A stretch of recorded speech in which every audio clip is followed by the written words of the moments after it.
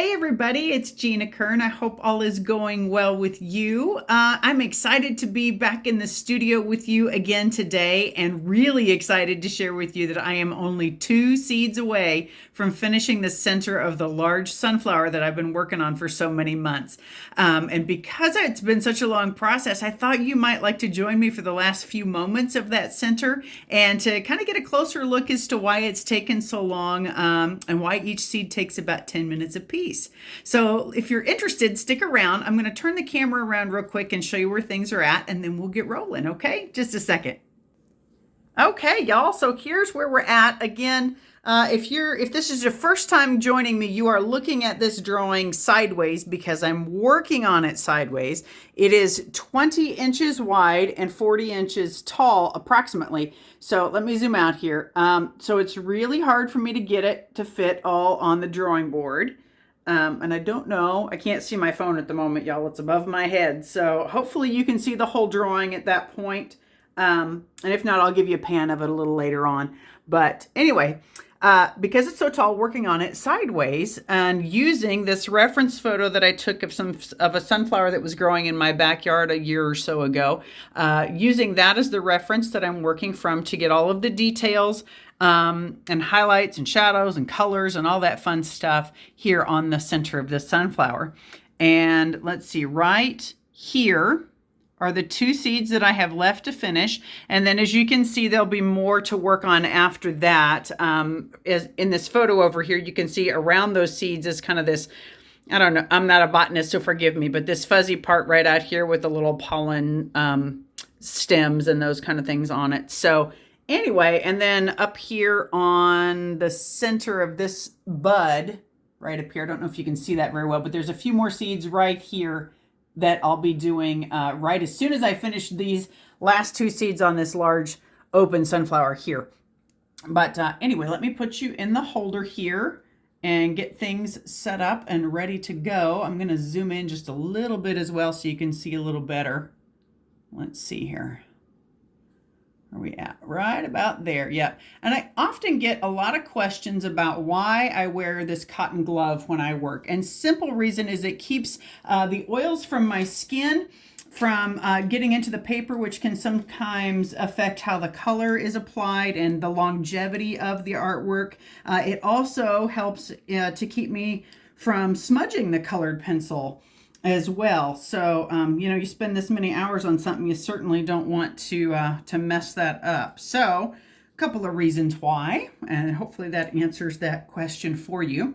So what I'm doing at the moment is loading my hand with several colored pencils. Let me zoom back out so you can see this.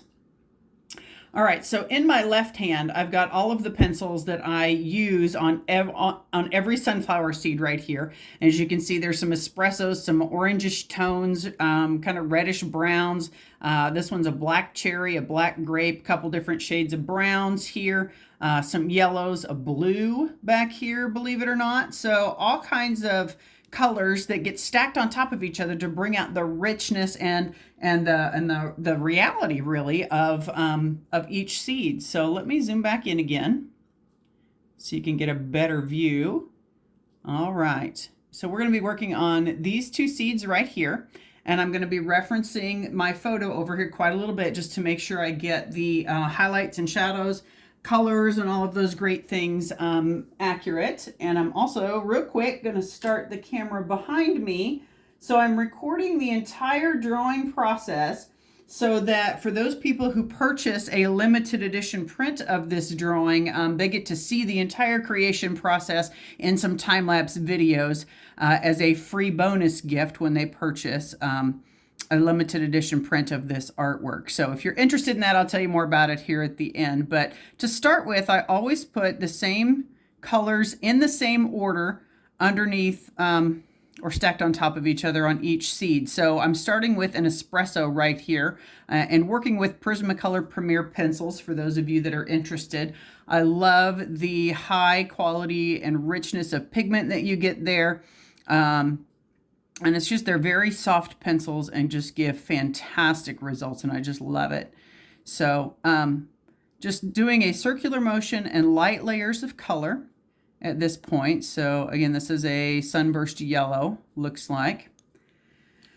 And then we're going to come over the top of that with a sienna brown. So it's kind of a reddish brown color. And let me, hang on one second, let me adjust this so you can see just a little better. Forgive me. There you go. Maybe that gets you a little bit better view. And just again, working in light layers stacked on top of each other. And that's because colored pencil is a transparent media. And so by stacking colors like that, you get a richness and depth of color that you would not otherwise get if you just worked with, say, one color, for example. All right, so going back over the top with this espresso brown, or yeah, I guess it's just espresso, isn't it? All right. And then going to work with a little bit of black cherry. And as I'm doing this, I'm studying the seed over here to my right in that reference photo. And this seed looks like it's fairly dark yet. The one next to it's going to have more yellow and orangish tones to it because it's got some reflected light hitting it from the sunflower petals. So that's been really interesting to study as I've worked on each of these seeds, is to see how the light reflects off of the petals around it and affects the color. So, and then we've got a black grape we're going to use here. And again, just tiny circle motions with the pencil, and that helps me to achieve a more even distribution of color, so you avoid, streakiness. And the light layers so I can stack lots of colors on top of each other. So it's not unusual for me to put 30 layers of color in any one spot. I haven't counted this one just yet, but I think we're probably 20 or so by the time I get each seed done. So it just kind of depends on the area I'm working on and how thickly I apply the color. And I love working on a paper that's got what we call a lot of tooth to it. And you can see some of that texture of the paper still show through where these white flecks are. That's the tooth of the paper still showing. And that's what grabs the pigment and holds it and allows you to put so many layers on it. So a deeper tooth will allow you to put more layers of color. So, all right, so I'm looking at where does my highlight need to go. So forgive the delay here, just trying to make sure I get this in the right spot.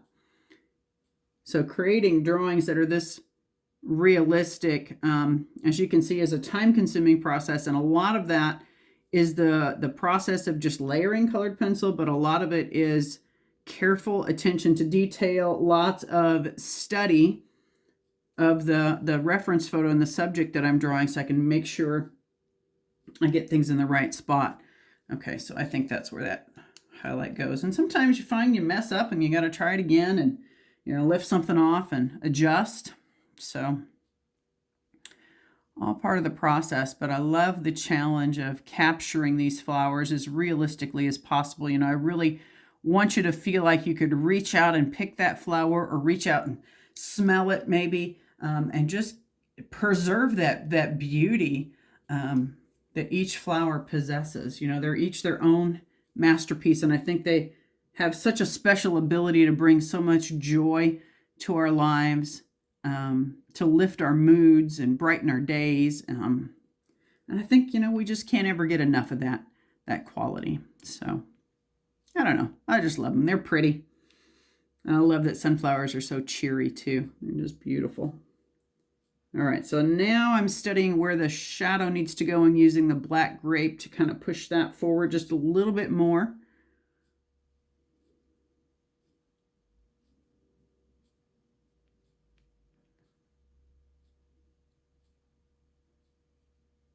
Okay.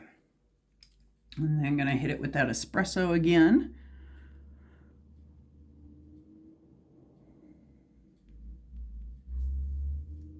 Hope you all had a good holiday season and got to spend some time with your families. It's sure nice to step away a little bit and enjoy our families and loved ones and just take a little bit of downtime to regroup. But I'm sure glad to be back in the studio as well. I've missed it in the busyness of the holiday season, cooking and cleaning and all the good things that you do.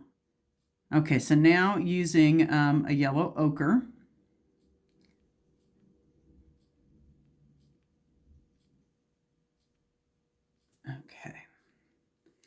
And then a dark umber to bring out those shadows again. So as you can see, certainly not a fast process. And as I mentioned before, I think each of these seeds has been taking about 10 minutes to do. Some of them a little longer, some of them a little shorter, just depending on how complicated each seed is, you know, how many bumps or variations of color or shadows or highlights that need to be included. Some of them are, again, a little bit more simple and some not so much. So going over the highlight just a little bit here to tone it down on the edges just a smidge. And then use a black raspberry to push that darker yet. And the challenge too is making sure you don't lose each seed and cover over something, and remembering where your edges are. I've been using what's called a Verithin pencil that's also made by Prismacolor, but it's skinnier than these colored pencils and got a harder lead to it. So I've been using that pencil to outline each seed, so you can kind of see right there on this seed that darker edge was created with a Verithin colored pencil. Okay, and now using an Indian Throne Blue.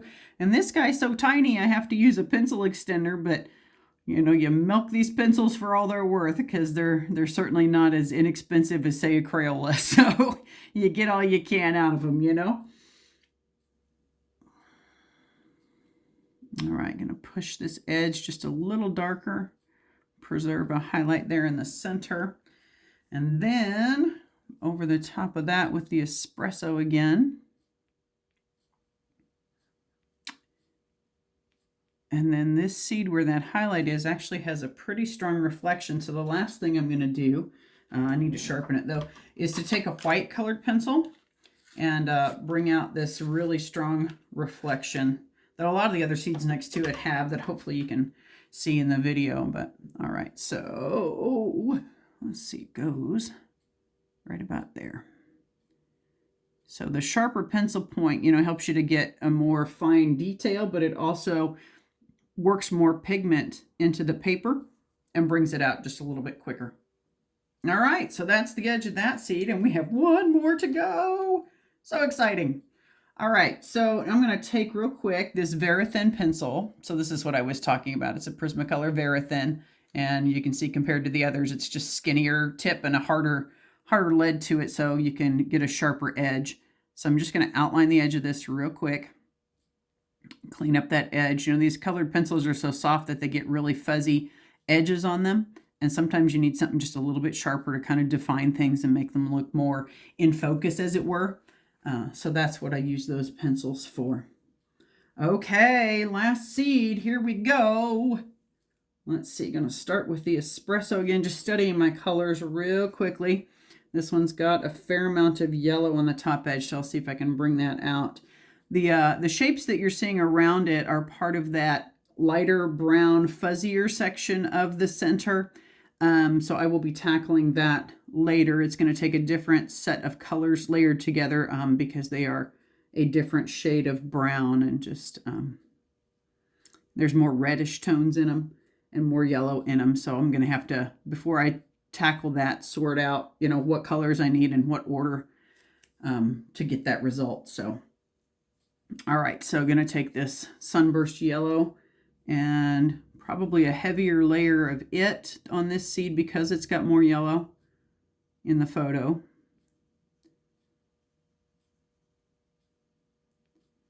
And again, so every seed that you've seen here in the center has been started in this same order with these same pencils. And then you just vary a little bit how heavy you put on some layers, or, you may adjust after you get those base layers on.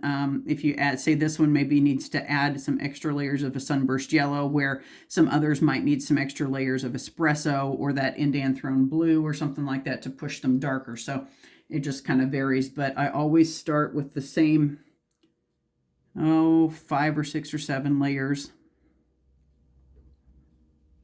in the same order and adjust accordingly.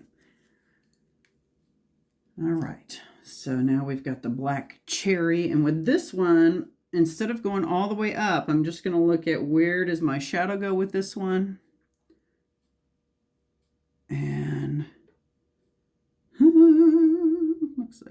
shadows here.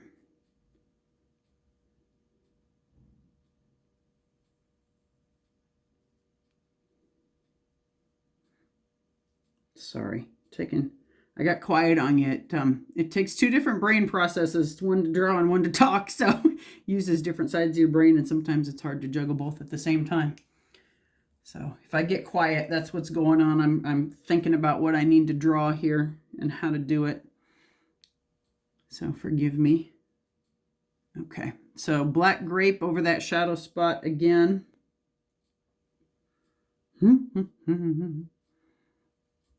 And kind of bring out the edge just a little bit. All right, and then we're going to hit it with some light umber here. And go over the whole thing, I think.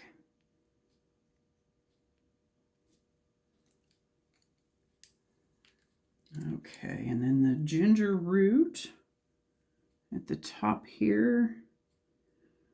That highlight area, that lighter area of the seed.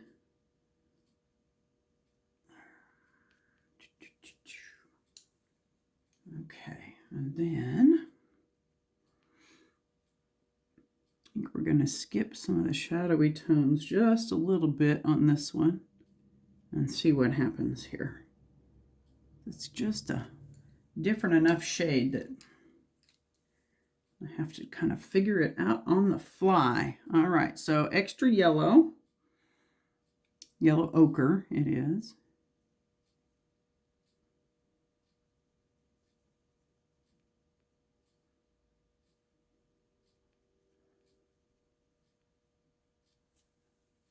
Okay. And then hit the shadow with some dark umber. Yeah. Okay, and right here next to the other seeds, I need to push that a little darker so you get that sense of depth.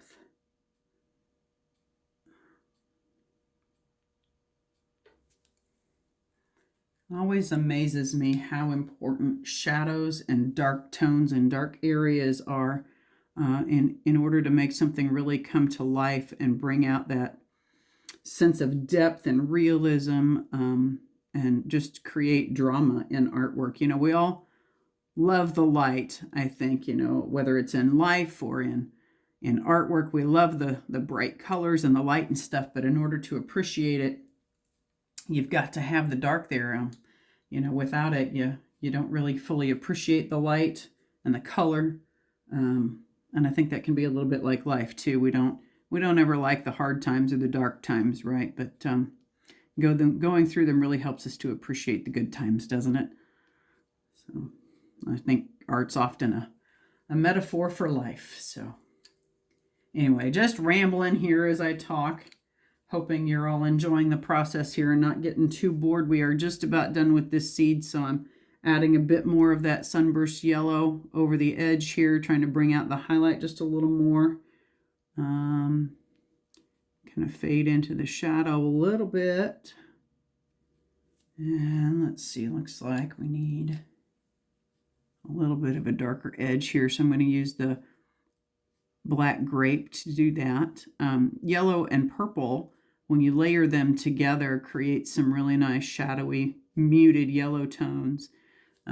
So it's always, I think people are always surprised to find out how you create some of these shadow tones by layering, say, yellow and purple together.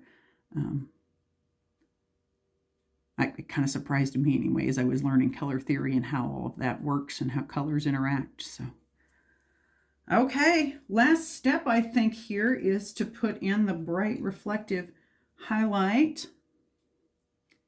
right about there. I may have to go back and do some fine tuning and tweaking of things. We'll see. Giving me some time to just kind of live with it and sit with it just a little bit.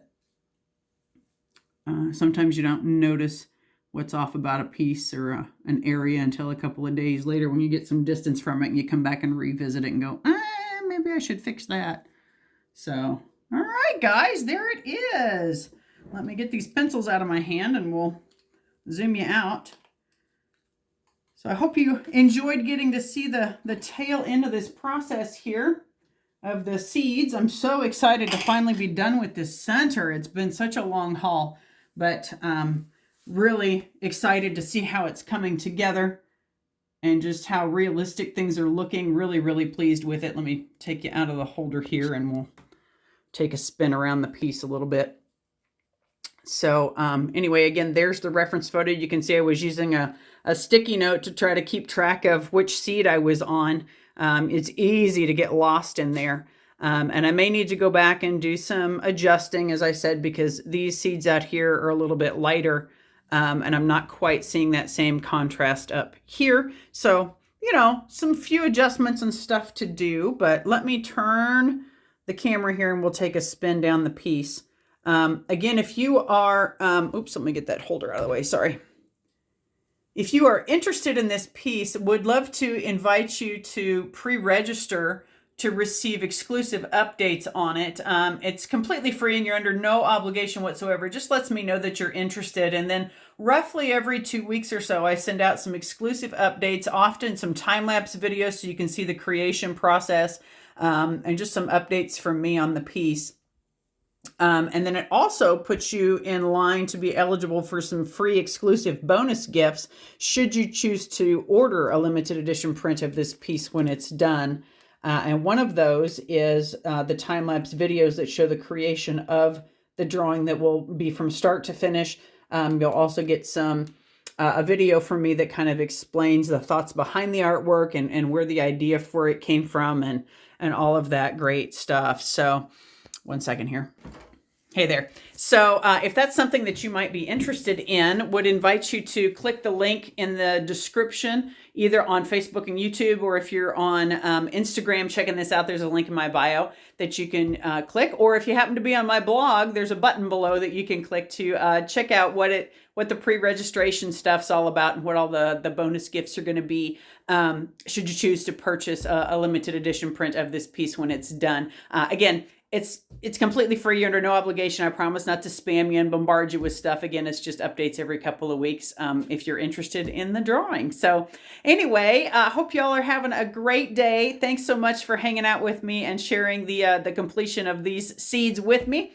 And I'll be in touch soon with some more updates. So take care, y'all, and we'll see you later. Bye-bye.